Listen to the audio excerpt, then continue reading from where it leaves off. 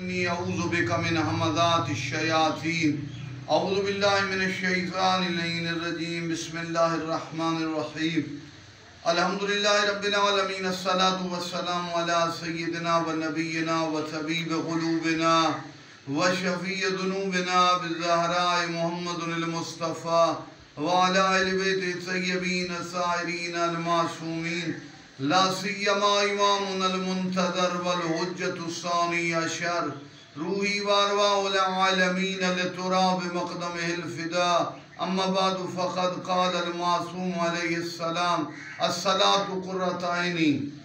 نبی پاک نے فرمایا نماز میری آنکھوں کی ٹھنڈک ہے۔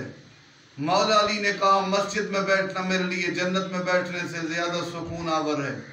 نماز مومن کی معراج ہے۔ انبیاء اولیاء کا شیوا ہر وقت نماز عبادت میں رہنا۔ یاد رکھو نماز بہت کام آئے گی۔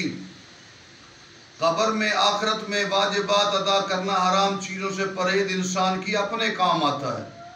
جیسا کہ آدمی جب قبر میں جائے گا تو جیسے ہے من یعمل مثقال ذرۃ خیرا یرہ من یعمل مثقال ذرۃ شرا یرہ، اس نے ایک مثقال کے برابر کوئی چیز کی نیکی کی وہ اس کا اثر دیکھے گا، جس نے برائی کی وہ مثقال کے برابر برائی دیکھے گا۔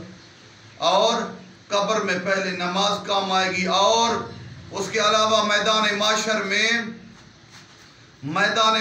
میں انسان جب جائے گا حساب کے پل صراط پر تو اس وقت روزہ کام آئے گا۔ الصوم جنۃ من النار، ماہ سیام میں آخری اشرا نجات اور برکت کا ہے، تو سوچ لیں روزہ اس وقت کام آئے گا۔ الصوم جنۃ من النار۔ اور اب ہمیں واجبات کی کوشش کرنی چاہیے، ادا کریں، حرام چیزوں سے پرہیز کریں۔ جب آفتاب جہان مہدی زمان اس دنیا میں فسق و فجور، تارک و صلاۃ اور ہر برائی کا خاتمہ ہوگا، جب سلطان العالمین آفتاب جہان مہتاب زمان حاشر حامد بیر معطلہ مائی معین ابو تراب یاسوب الدین مہدی اپنے قدموں سے سرزمین کعبہ کو زینت بخش کے دین کو